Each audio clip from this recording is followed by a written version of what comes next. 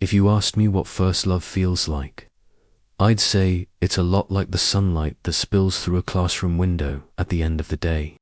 Warm, gentle, almost magical, but fragile. So beautiful you want to hold on to it forever, yet gone in the blink of an eye. For me, that sunlight had a name, Jocks. I remember the exact moment I really noticed him. Not the day the teacher introduced him as the new kid from out of town. Not the day he answered a tricky question and the whole class turned to look at him. It was a rainy afternoon. I was rushing down the hallway, nearly slipped, and before I hit the ground, Jocks's hand caught mine. "Careful there," he said, half smiling, half teasing. His eyes lit up in a way I'd never seen before. They weren't just kind eyes, they were piercing, like he could see right through me. For a second, it felt like my heart slammed against my ribs. After that, I started noticing him everywhere. The way he walked down the hallway, tall and calm, never in a rush. The way he sat alone in the library, flipping through pages and tapping his fingers on the desk in rhythm. The way he laughed loudly with his friends, yet sometimes stared quietly at the rain outside the window. Like his mind was someplace far away at some point, watching him turned into waiting for him. Every morning, stepping into class, I'd glance around just to make sure Jocks was there. Somehow, his presence set the tone for my entire day. It started small. A few words exchanged during group work. A casual wave after class. But the way he listened when I spoke, the way he raised his eyebrows when I cracked a joke, kid felt like I was being pulled into a world that only the two of us understood. And then it became routine. Jocks would wait for me at the gate after school. Sometimes he'd pretend to borrow a pen just so he had an excuse to lean over my desk. On hot afternoons, we'd sit on the bleachers by the basketball court, splitting a bottle of soda. None of it seemed like much at the time, but looking back now, those were the moments that defined everything. I still remember one afternoon when I complained about how impossible a test was. Jocks just laughed and said, "Then study with me. If you fail, I'll feel like I failed too." The way he said with me, the way his voice dropped just a little, my face burned, my heart raced, but at the same time, I felt safe. Like maybe, as long as he was there, nothing could really go wrong. That's what teenage love is like, isn't it? It doesn't need flowers or fancy dates. Sometimes just one glance, a brush of the hand, or an inside joke is enough to make the whole day unforgettable. That's what it was for us. Just existing side by side felt perfect. But in the middle of all that sweetness, there were cracks I didn't recognize back then. Jocks had moments where he went completely quiet, staring into space longer than most people would. Sometimes his phone buzzed, and he'd swipe the screen before I could catch a glimpse. I told myself everyone has secrets. I didn't want to push. I trusted him. Love, I thought, just needed honesty and time. Then one day, out of nowhere, he asked me something strange. We were sitting under a big tree near the field when he said, "Do you think people can hide a part of themselves forever?" I laughed it off, confused. Maybe. But if you really love someone, you should tell them everything. Otherwise, it just builds walls. He didn't answer. He just stared off into the distance, like he was miles away. I brushed it aside. Back then, I had no idea that one question would foreshadow everything that came after. The days kept rolling forward. Our connection deepened until it was obvious to everyone. We didn't even have to say it out loud we were together. Friends teased us, and we'd just smile, not denying it. I was so sure, so certain, that nothing could touch us, until the day that photo appeared. But hold on. I'm not ready to dive into the heartbreak yet. Not before I tell you how good it all was, how beautiful those early days really felt. Because you need to understand that before things got complicated, our love was pure. It was real. Jocks once grabbed my hand and pulled me through the rain, both of us soaked, laughing like idiots. We spent entire afternoons in the library without saying a word, just sitting next to each other, breathing the same air. I leaned against his shoulder once, listening to his heartbeat, and told myself that rhythm would always match mine. Back then, I believed it with everything I had. Our love at the start was innocent, fiery, built on trust. But like the sun setting at the end of the day, no matter how golden it looked, it couldn't last forever. And when the shadows came, I learned something the hard way. Love isn't just about feelings. It's about truth. They say sometimes it only takes one small thing to blow up an entire relationship. For me, it wasn't some massive fight or some hidden scandal. It was a photograph. A harmless picture, at least to me, but one that turned everything upside down. It was just a quiet night at my place. My girlfriend and I were curled up on the couch with no real plans, just killing time. I had my laptop out and started scrolling through old photos from when I was a teenager back in England. I laughed about the terrible school uniforms, the strict teachers, the awkward haircuts. She leaned against my shoulder, giggling at my lanky teenage self, teasing me about how undateable I must have looked back then. It was cozy, light-hearted, exactly the kind of evening that makes you feel safe with someone. And then she froze. Her finger stopped on the screen. A picture of me at 16 or 17, sitting on the grass with a group of my old friends. But she wasn't looking at the group. Her eyes locked onto me, and the boy whose lap I was sitting in the photo, I was grinning ear to ear. His arms were around me like it was the most natural thing in the world. "Wait," she said slowly, her voice uncertain. "What's this?" I glanced at the photo, completely unbothered. To me, it was nothing, just a snapshot of a part of my life that felt 100 years away. So I said it plainly. "Oh, that's my ex." And just like that, the air in the room changed. I felt her whole body stiffen against me. She turned her head toward me, her eyes wide, like I'd just dropped a grenade in her lap. "Ex." She repeated, her voice sharp. "As in, boyfriend?" "Yeah," I nodded. "We dated back in school. It wasn't anything serious. We were just kids." The silence that followed was heavy. She blinked at me, almost stunned. "And you didn't think to tell me this before?" I shrugged, already sensing trouble. "Honestly, I haven't thought about him in years. It never felt important. It wasn't like I was hiding it or anything." But she didn't hear that. Her voice climbed higher, her words cutting. "I'm not talking about him. I mean," she pointed at me like she was exposing something, "the fact that you're into guys." I sat there, dumbfounded, because in my head, she already knew. "I mean, I've never exactly hidden that I'm bi. I literally have pins of the bi flag on my bags. We've joked about hot male celebrities together. The night we first met at the pub, I was lightly flirting with her male friend before I even realized how much I liked her. I figured it was obvious, but the way she was staring at me now, it was like I'd been lying to her this whole time. "I cannot believe you lied to me about this," she said, her voice shaking. "I didn't lie," I said quickly, trying to stay calm. "I thought it was clear.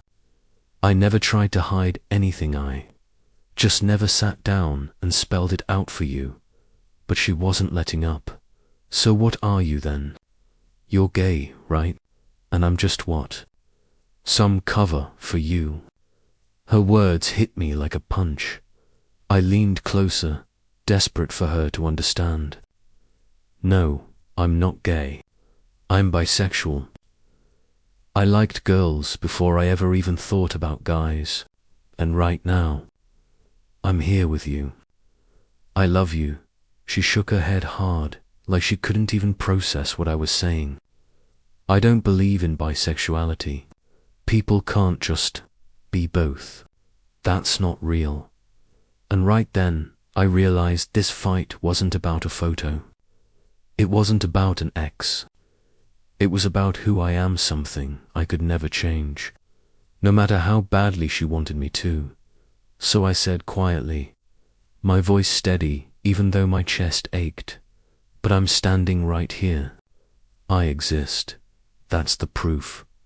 She let out this bitter laugh, her eyes shining but not from joy. I feel betrayed. Like I don't even know who I'm dating. Like you've been hiding the truth this whole time. And I wanted to scream, what truth? That I'm bi. That I don't fit into your neat little boxes. But instead, I just apologized. Over and over. Not because I thought I was wrong, but because I didn't want to lose her. I told her I'd never meant to keep it from her, that I thought she knew, that I loved her and only her. The more I said it, the less it seemed to matter. That night, we went to bed in silence. Our bodies shared the same mattress, but it felt like there was an ocean between us. She turned away from me. I lay there staring at the ceiling, my heart pounding, wondering how something so small could feel like the beginning of the end. In the morning, nothing had changed. I tried again to talk, but all she said was, I still can't believe you were gay before me.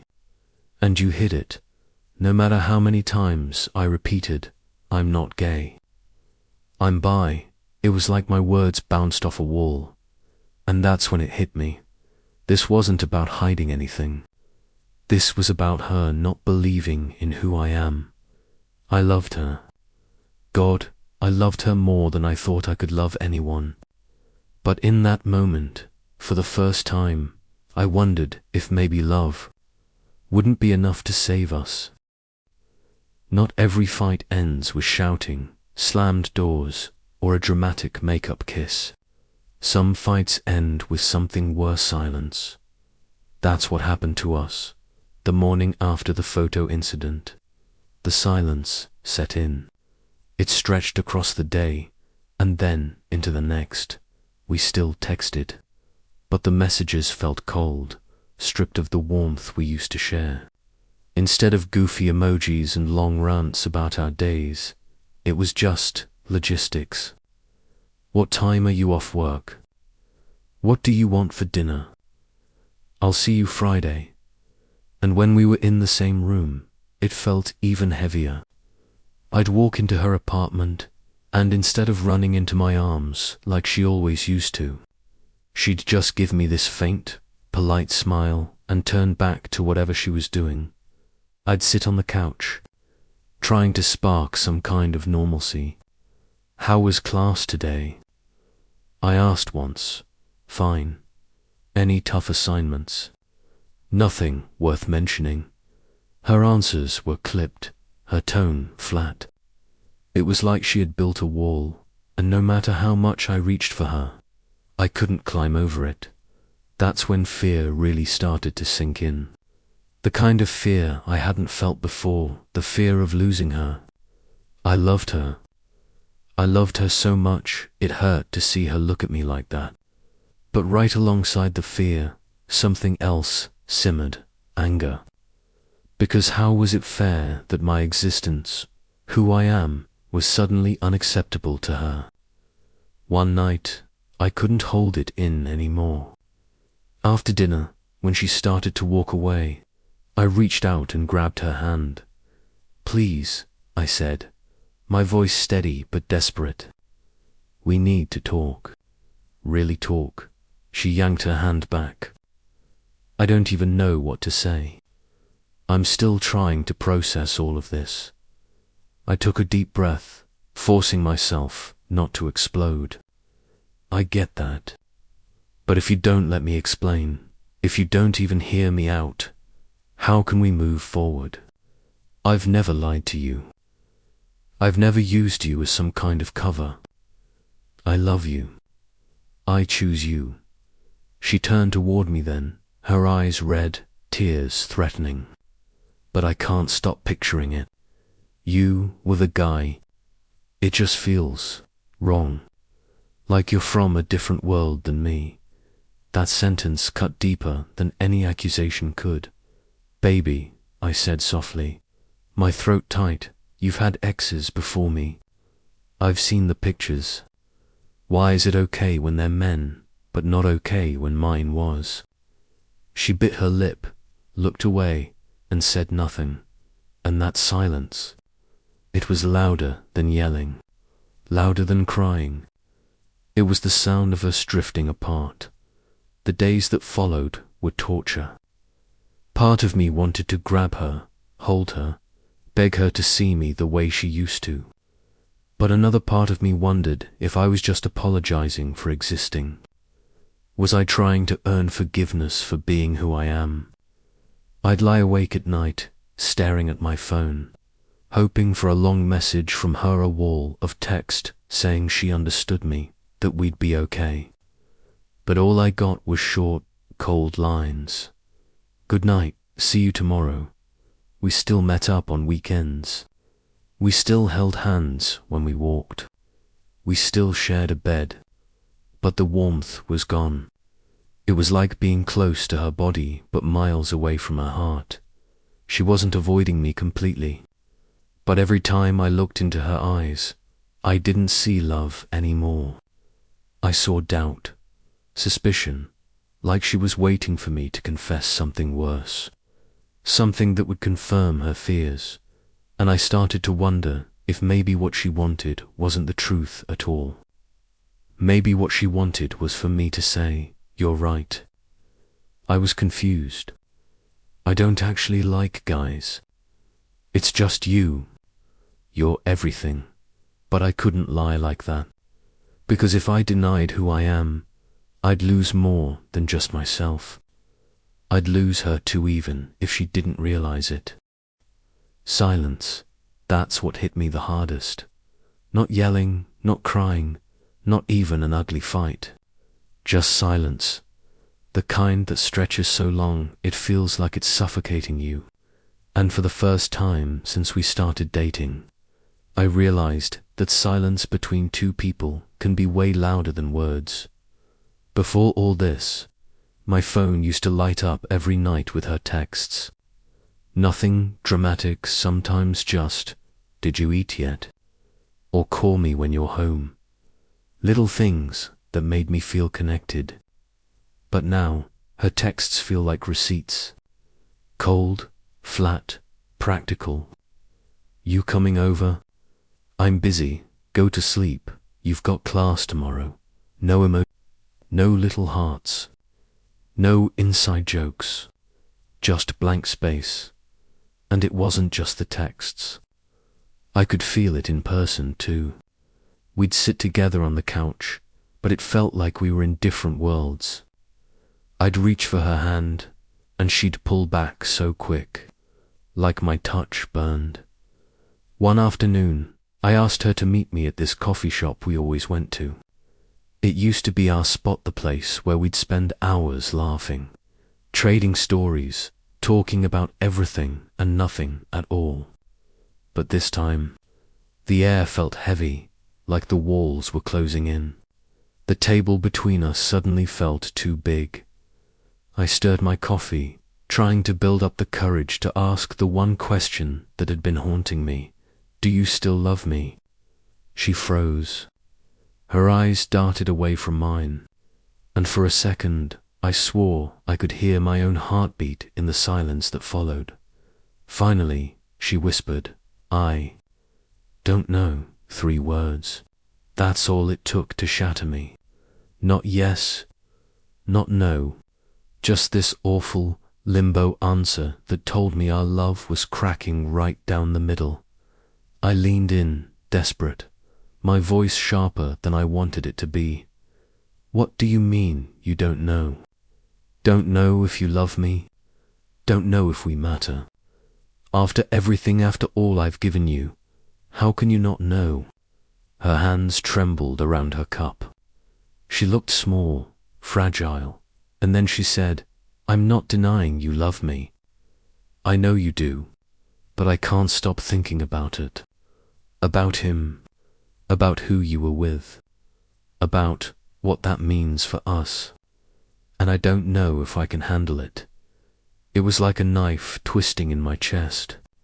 Not because she was angry, but because she was scared. Scared of me. Scared of something I couldn't change. That night, lying in bed, I couldn't sleep. I stared at the ceiling while my mind replayed every memory we had. Her laugh echoing in the library. The first time she held my hand under the bleachers. The rain-soaked kiss that made me believe we were unstoppable. All those moments that felt eternal, now felt fragile, breakable, like glass ready to shatter. I remembered one night, months ago, when she clutched my hand in the dark and whispered, no matter what happens, I'll always believe in you. You're my safe place. Back then, I believed her. I thought we were unshakable. But now, one photo, one ex, one truth about me, and the safe place we built was crumbling. I checked my phone. Nothing but a short text from her. Good night. See you tomorrow. We still saw each other on weekends. We still went out. We still shared the same bed. But everything felt staged, like we were acting out the motions of being a couple without the heart behind it. Even when I wrapped my arms around her, she didn't push me away. But she didn't melt into me like she used to either. Her body stayed stiff, like a mannequin, and that hurt more than if she'd just left. Because the cruelest kind of heartbreak isn't losing someone outright. It's watching them fade away piece by piece while they're still right next to you, lying awake. I wondered if this was what love really was. Not just kisses and passion and the rush of falling for someone, but the hard part, the part where you face the messy truths and decide if you can live with them. She said she didn't know, but I did. I knew I loved her. I knew I wanted to fight for this. But the question burning inside me, one I couldn't escape, was, does she still want to fight for us too? There comes a time in every relationship when silence speaks louder than words. And that's where we were to people sitting across from each other, pretending everything was fine. While deep down we both knew it wasn't. The weeks after that night blurred together. Days felt heavy. Nights even heavier. We went through the motions, sending texts, showing up, sitting in the same spaces we used to fill with laughter, but the spark was gone. Something invisible had crept in between us, like a glass wall neither of us could break. At first, I convinced myself it was just a rough patch. Every couple goes through one, right? But the more I tried to believe that, the clearer it became. This wasn't about stress or distance. This was about oozful in apart piece by piece. One Friday evening, I drove to her apartment, my mind replaying our last conversation over and over, the one where she said she didn't know if she still loved me. Those words haunted me. I couldn't sleep without hearing them echo. She opened the door with her hair pulled back, her eyes carrying the kind of exhaustion that has nothing to do with work and everything to do with what's inside. Hey, I said, my voice cracking. Hey, she whispered, stepping aside. We sat on the couch in silence. The TV was muted. A half-empty glass of wine sat abandoned on the table. She didn't offer me any. She didn't even look at me. And that's when I knew I wasn't just in her apartment. I was sitting in the ruins of what used to be our love. I took a deep breath. I can't keep pretending we're okay. Her shoulders tensed, but she didn't speak. I need to know, I continued, my voice trembling. Do you still want this? Do you still want us? For a moment, I thought she might reach for my hand, tell me yes, remind me of everything we'd fought for. But she didn't. She stared at the floor, twisting the hem of her sweater, and her silence sliced me open. Finally, she whispered, I don't know if I can keep fighting anymore. And there it was, the answer I'd been dreading. Not a rejection. Something worse. A surrender. I felt my chest cave in. My throat tightened. How do you argue with someone who's already laid down their weapon? The tears came before I could stop them. I hated myself for breaking down in front of her, but it was like a dam giving way. Do you even realize what you're saying? Do you realize how much I've given up? How much I've fought just to be here with you? She winced, guilt flickering across her face. I know, she said, her voice cracking. I know you've done everything. But maybe that's the problem. You gave too much, and she stopped herself, choking. And you what? I demanded. You couldn't love me enough. You couldn't accept me. You couldn't imagine a life where we stood stronger than everyone else's opinions. Her silence was my answer. I shot up from the couch, pacing, my hands trembling. The walls of her apartment suddenly felt too close, the air too thick. Every memory of us, our laughter, our kisses, our late-night talks flashed like a cruel slideshow. And all I could think was it all a lie? No, she finally said, her voice steady for the first time all night. It wasn't a lie. I loved you. I still do. In some way. But love isn't always enough. Those words cut deeper than anything before. Because deep down, I knew she was right. Love doesn't erase doubt. Love doesn't silence fear. Love doesn't always make someone brave enough to stay. But knowing that didn't make it hurt any less. We sat in silence. The distance between us louder than any fight we had ever had. I wanted to scream, to beg, to remind her of every promise we made. But instead, I just sat there, tears streaming down, realizing the fight was over, at least for her. When I finally left, I didn't slam the door. I didn't curse or shout. I just walked out quietly, carrying the weight of an ending I wasn't ready to face. The city lights blurred as I drove home, my vision hazy with tears. Every song on the radio felt like it was written for me. Every street corner was a reminder of her. I thought about calling a friend, but what would I even say? How do you explain losing someone who's still alive, still breathing, still only a few miles away yet, already gone from you? That night, lying in bed, her words replayed on a loop. Love isn't always enough, and as much as I wanted to fight it, maybe she was right. Maybe love wasn't enough to save us. Maybe all the sacrifices, all the promises, all the nights we swore we'd make it through were only leading us here, to this breaking point.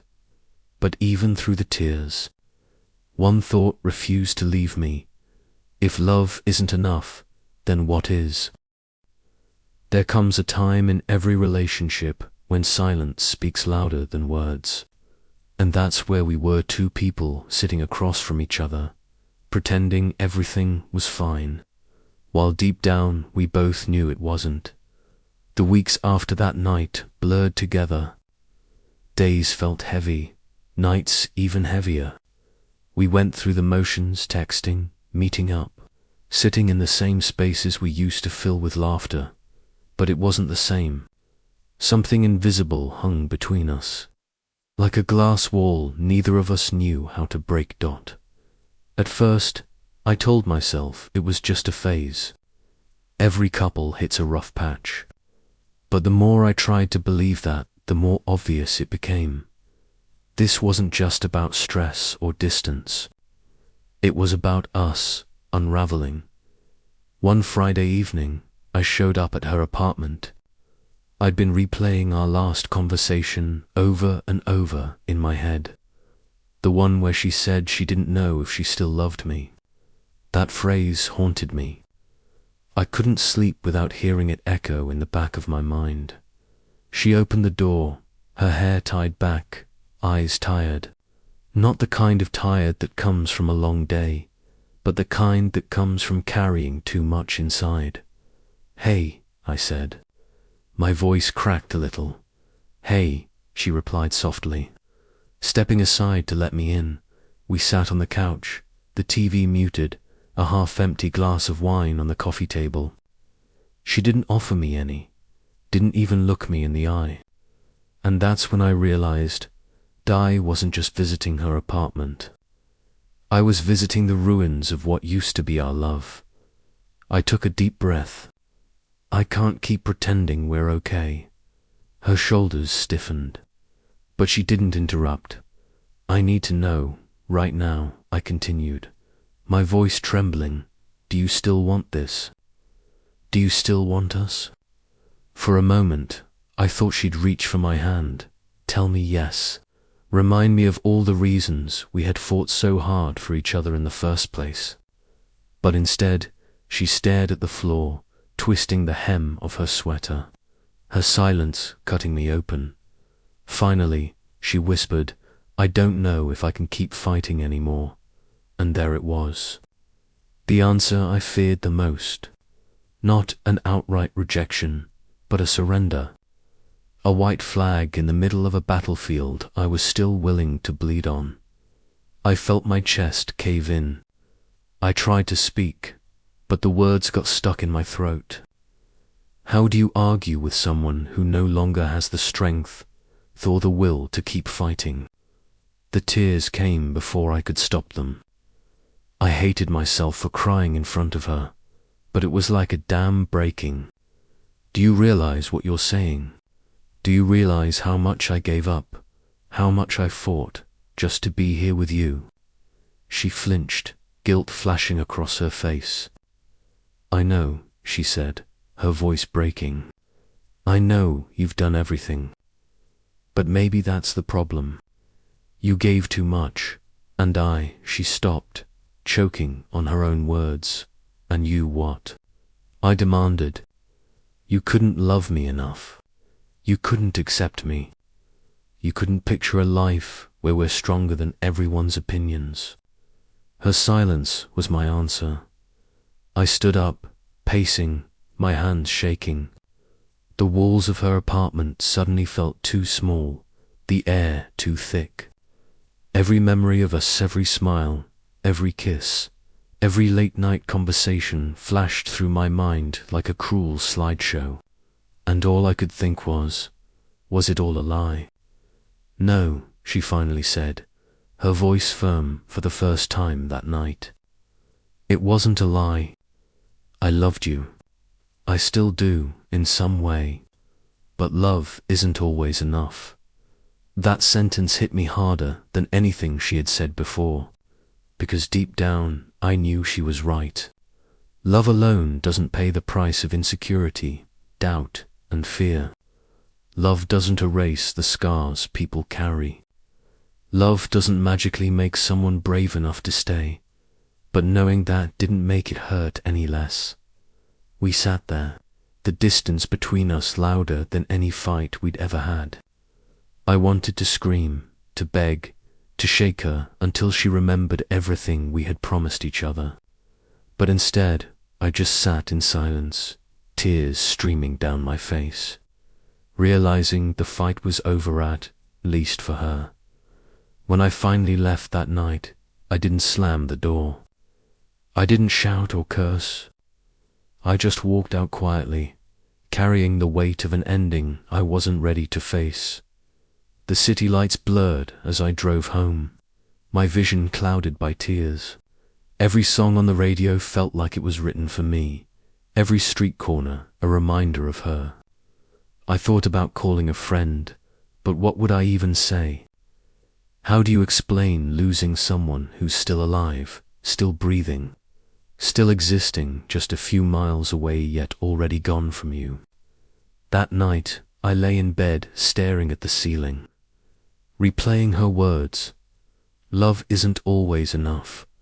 And as much as I hated to admit it, maybe she was right. Maybe love wasn't enough to keep us together. Maybe all the effort, all the sacrifices, all the late-night promises had led us here, to this breaking point.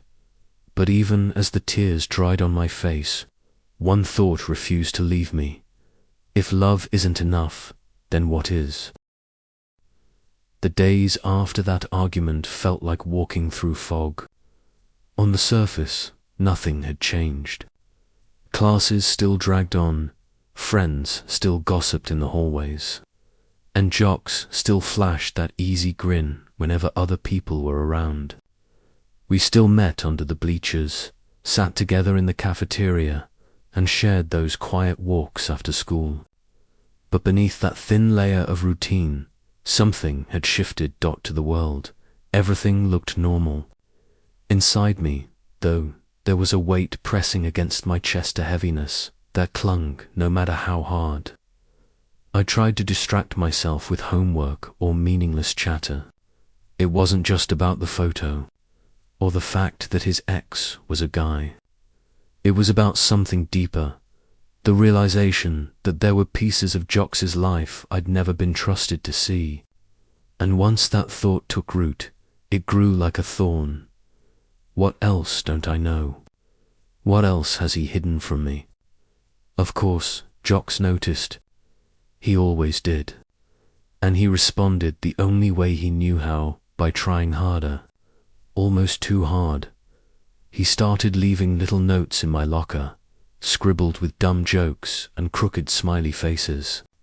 He surprised me with my favorite coffee before school, always made exactly how I liked it. He carried snacks he knew I loved, slipping them into my bag with a grin like it was some secret mission. Normally, those gestures would have melted me. They would have made me laugh, made me feel special, made me feel his. But now, instead of comfort, they carried a desperate energy like sandbags piled against a rising flood, or colorful bandages covering a wound that was never cleaned. And maybe that's what hurt the most, because I didn't want gifts, or snacks, or clever notes. I wanted the truth. One night, I sat by my bedroom window with the lights off, the room dim except for the orange glow of the street lamp outside. My phone buzzed on the bed, a text from Jox. I let it sit there before picking it up. He'd sent a photo of a messy plate of pasta, overloaded with cheese, captioned, "Made this for dinner. Wish you were here to eat it with me."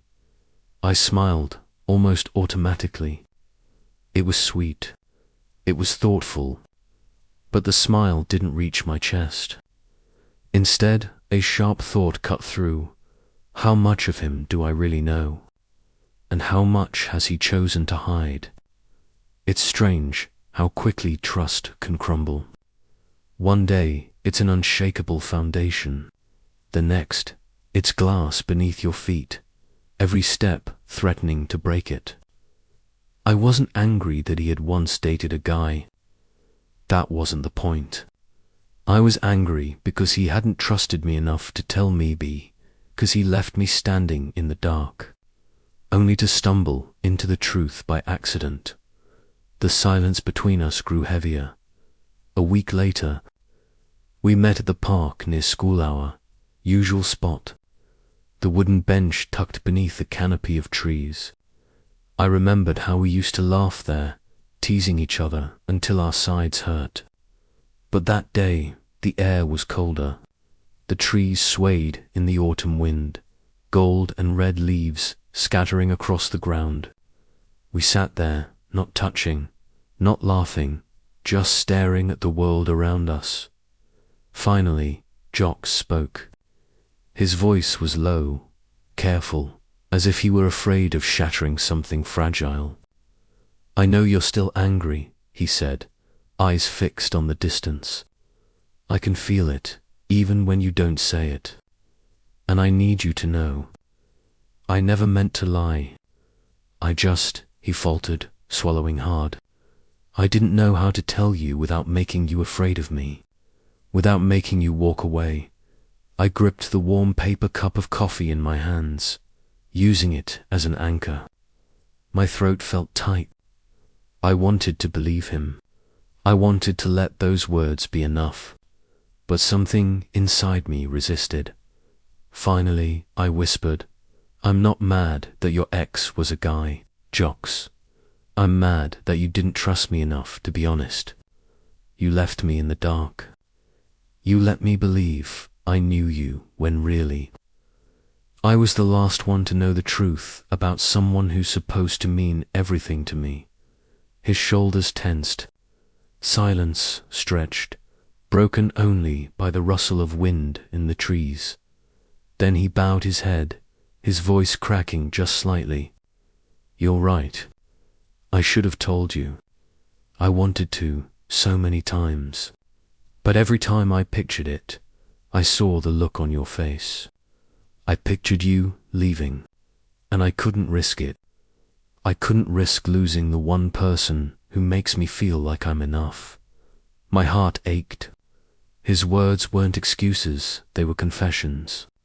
Raw, vulnerable confessions from someone who usually carried himself like nothing could break him. And in that moment, something shifted, because I realized I wasn't the only one who was afraid. He was too. We sat there, the two of us caught between anger and longing, fear and love.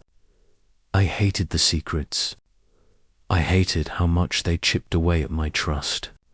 But when I looked at him really, I saw not arrogance, not pride, but a desperate plea in his eyes. "Please don't give up on me." My chest tightened, torn between walking away and reaching for his hand. In the end, I did neither. We just sat there in silence, letting the wind whip around us, leaves scattering at our feet. I didn't have the answers. Neither did he. But I knew this wasn't the end. No dash, this was another crossroad. One that would force us to choose, fight for what we had, or let the weight of secrets crush it completely. And deep down, I prayed we would choose to fight. The days after that night in the park stretched out like a silence I couldn't escape.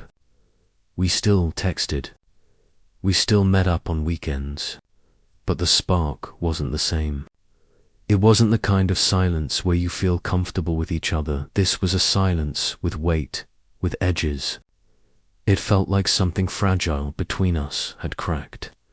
And even though it hadn't shattered completely, I could feel the distance every time we spoke.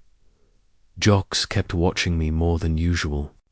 His eyes followed me in a way that made me both nervous and hopeful, like he was searching for some kind of answer he couldn't find in words. And every time I caught his gaze, my chest tightened. I could almost hear the question behind his silence. Are we going to be okay? One Friday evening, we met at our usual coffee shop. It was raining outside. Drops streaked down the windows, catching the glow of the hanging lamps inside. The place smelled like espresso and baked bread, warm and inviting, but the air between us felt cold. I wrapped both hands around my cup, letting the heat seep into my palms. Jocks sat across from me, leaning forward with his elbows on the table, his expression heavy. "We can't keep pretending this is fine," he said finally. His voice was low, almost hoarse, like he hadn't slept much in days. I looked up at him. His eyes were tired, pleading in a way I wasn't used to seeing. "I know," I whispered. He exhaled, rubbing his hands together. "I don't want to lose you, but I don't know how to convince you. I wasn't trying to hide anything from you. I never knew how to talk about this part of myself." For a moment, I didn't say anything. My mind was split in two. One half of me wanted to reach across the table, hold his face, tell him I understood. The other half was still bruised, still replaying the feeling of betrayal I had felt when I first discovered the truth. Love, I realized, wasn't just about passion, it was about trust. And trust felt like the one thing I wasn't sure I could give him right now. "You know what scares me?" I finally said, my words measured and slow. "It's not that you had a boyfriend. It's that you didn't tell me. It's the thought that there could be more things I don't know about you. That I could be walking beside someone I'm falling for and still not have the full picture." The look on his face when I said that nearly broke me. His jaw clenched, his eyes fell to the table, and for a second I thought he might cry. "I get it," he said softly. "You're right to feel that way. I wish you could look at me and know that I mean it when I say I love you. That whatever I did wrong before, whatever mistakes I made, they don't matter compared to how much I want to be here with you." Tears pricked my eyes. I hated the way his words melted me, how much I wanted to believe him. But love was dangerous like that. Loving someone meant handing them pieces of yourself you could never take back. We sat in silence after that. The rain kept falling outside, blurring the world beyond the glass. No one stood up to leave. No one said it was over. But neither of us knew how to start again either. The next day, Jox texted me and asked if I wanted to walk with him around the old neighborhood where he used to live. I agreed, half out of curiosity, half out of a need to understand him better. The neighborhood was quieter than I expected. Brick houses lined the streets, with narrow windows and weathered porches. The sidewalks were cracked, the kind of cracks that had been there for years. As we walked, Jox pointed things out a friend's old house, a corner store he used to visit after school, the playground where he fell and got the scar on his forehead. When we turned down a narrow alley, he stopped. His shoulders stiffened. After a moment, he turned to me. "This," he said, his voice lower than before, "is where I kissed him for the first time. The guy from the picture you saw." I froze, unsure how to react. A part of me hated knowing that detail, hated standing in the exact spot where it happened. But another part of me respected that he was saying it out loud. He wasn't hiding it. He wasn't sugarcoating it. He was laying his past out in front of me, letting me decide what to do with it. "I'm telling you this," Jox continued, his eyes locked on mine, "not to make you uncomfortable. I don't want you to ever find things out by accident again. I'd rather you hear it from me, even if it hurts, than stumble on it later and feel like I lied." For a long moment, I just looked at him. There was fear in his eyes, but also a kind of raw honesty I hadn't seen before. He wasn't trying to be perfect. He wasn't trying to make me forget the past. He was giving me the truth, fragile and unpolished, and trusting me with it. And for the first time, I believed him. That night, back in my room, I couldn't sleep. I kept replaying the day in my head, his voice, the way he looked at me, the quiet strength beneath his vulnerability. My chest ached with a mix of anger and longing.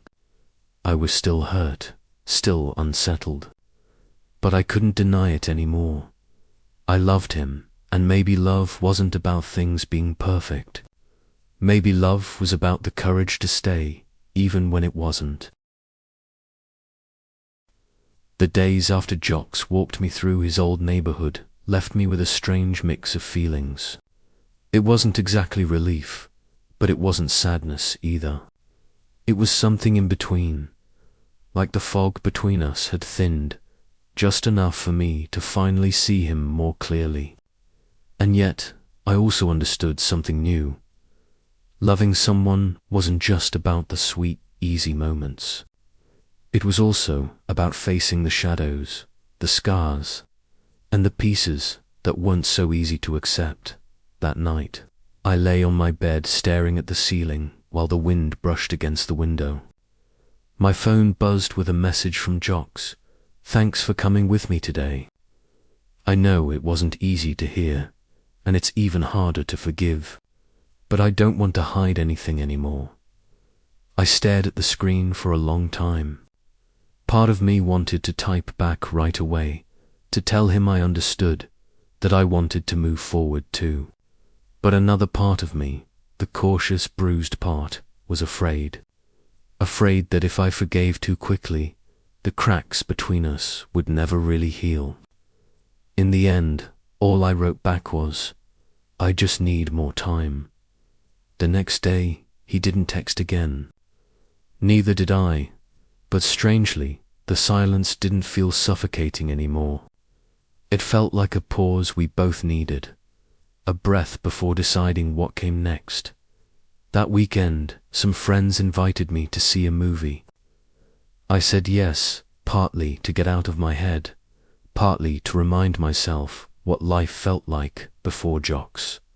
But as I sat in the dark theater, surrounded by laughter and the sound of popcorn crunching, I couldn't stop thinking about him. I missed the way he leaned over to whisper jokes during boring scenes, or how he'd cover my eyes with his hand when the movie got too scary. No matter how much I tried, he was stitched into all the little details of my everyday life. When the credits rolled, we spilled into the neon-bright lobby.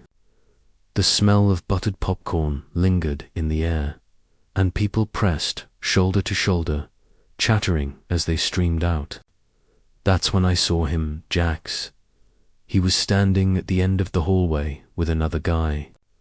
They didn't look close, nothing romantic, but my stomach still twisted at the sight. His eyes found mine almost instantly. He froze for half a second, then started walking toward me. "You came to the movies too?" he asked when he reached me. His voice was calm, but I caught the tension underneath. "Yeah," I said quietly. "With friends." One of my friends gave him a curious smile and a quick hello before walking ahead. I saw Jocks's shoulders ease just slightly, like he'd been holding his breath. "Could we talk just for a minute?" he asked. His eyes searched mine, cautious but hopeful. I hesitated, torn between stepping away and leaning in. In the end, I nodded. We slipped away from the crowd, heading toward a quieter corner near the exit. The noise of the theater faded, leaving only the two of us. I crossed my arms, partly to keep warm, partly to guard myself. Jocks stood in front of me, his expression raw, stripped of the usual confidence he carried. "I know you're still mad," he said softly, "and I'm not expecting a couple of words to fix everything, but can you give me a chance to prove I'm serious about us?" His voice was steady, but his eyes gave him away. There was fear in them, real fear. I swallowed hard, fighting the tremor in my chest. "I could give you that chance. But, Jocks, I need the truth. All of it. I don't want to find out something later and feel blindsided again." He nodded immediately, no hesitation. "You will. I promise. No more secrets. Whatever it is, past, present, I'll tell you. As long as you still want to hear it. For a moment, I just looked at him. That was when it hit me. Jox's greatest fear wasn't me judging his past. It was me walking away. And my biggest fear wasn't his history. It was putting my heart in his hands and trusting he wouldn't break it. A draft of cold air slipped in through the emergency door nearby, brushing against my skin. I shivered, then let out a long breath. I don't know where this is going, I admitted, but I'm willing to try. One more time. Hope lit up in his eyes like a spark-catching flame. He didn't reach for me, didn't rush in for a hug or kiss.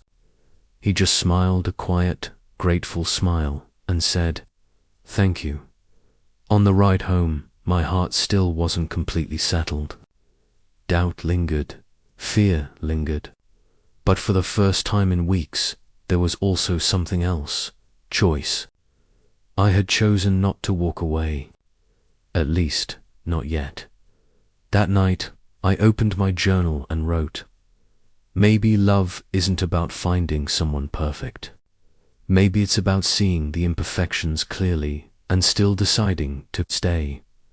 And for the first time in what felt like forever, I slept soundly. No nightmares, just a fragile, hopeful kind of peace. The weeks after that fight turned into a blur. We weren't exactly broken up, but we weren't the same either. Every conversation felt like we were walking on eggshells, careful not to step on another hidden truth. On the outside, it probably looked fine. We still showed up together, still shared inside jokes, still acted like us. But underneath, I felt the cracks spreading. Sometimes I'd catch myself staring at him, wondering, what else don't I know? That thought ate at me more than anything. It wasn't his past that scared me. It was the fear that the version of Jox I had fallen in love with was just a piece of the whole truth. One night, lying in bed with my phone lighting up the dark, I scrolled through our old messages.